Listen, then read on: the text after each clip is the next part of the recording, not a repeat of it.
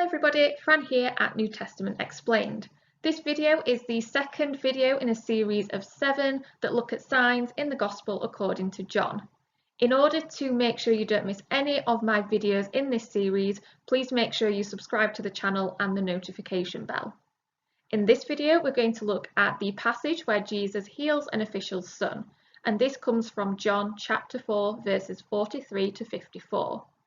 As with all my videos in this series, we're going to look at the context, the meaning and significance, and finish off with the overall message of this Bible passage.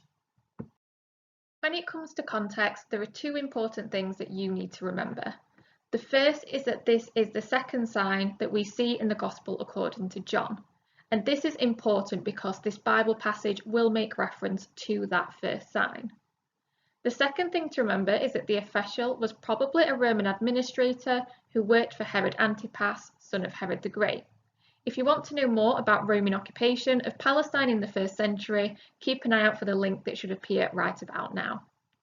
The fact that this official was probably a Roman administrator means he was also probably a Gentile who had travelled from Capernaum. When it comes to this Bible passage, the first sign in the Gospel according to John is mentioned fairly early on. Verse 46 reads, "Once more he visited Cana in Galilee where he had turned water into wine." Now this first sign had been about Jesus superseding the legalism and ritualistic nature of Judaism by changing ritualistic water into excellent wine. However, this sign is different because this is about the place of Gentiles. Not only that, but this sign is also going to continue the theme of Jesus' death. What happens in this Bible passage is that the official realizes Jesus is in Galilee. He goes to Jesus and begs that he come and heal his son, who is described as being close to death. What is important here is that the son does not die, and what this shows is that for those who believe, death is not the outcome but eternal life. And this aligns very closely with John's prologue, where belief is a key theme. What is as important here is the fact that it is a Gentile who trusts in the word and power of Jesus. This section ends with Jesus saying, "Unless you people see signs and wonders, you will never believe." This is Jesus challenging the nature of belief. What he is saying is that people expect to see the signs and wonders that had been seen in the Old Testament.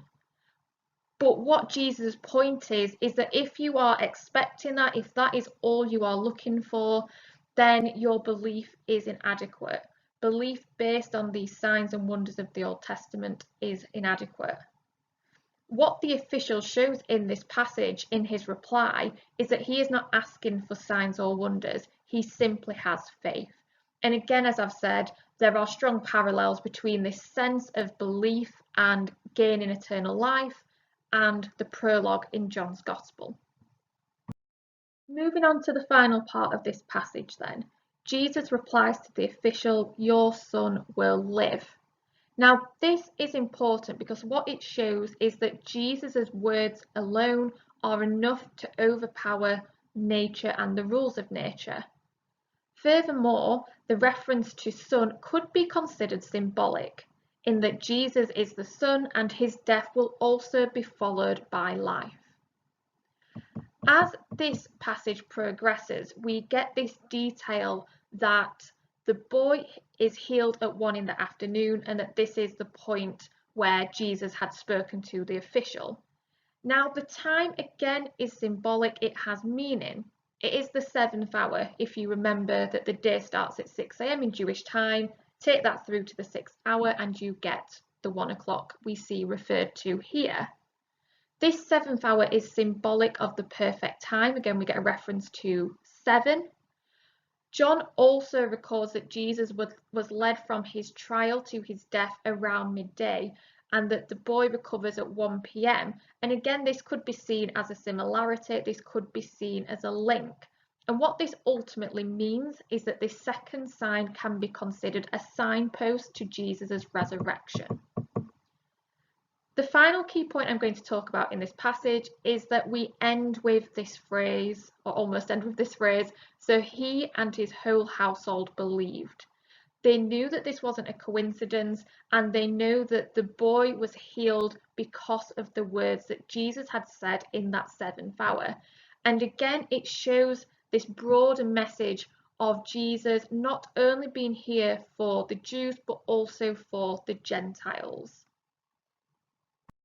In terms of the overall message then, this sign, this second sign in the Gospel according to John, is that the word of Jesus is enough to overpower nature and to give life, but as importantly, in order to receive eternal life, you have to have faith and believe in Jesus.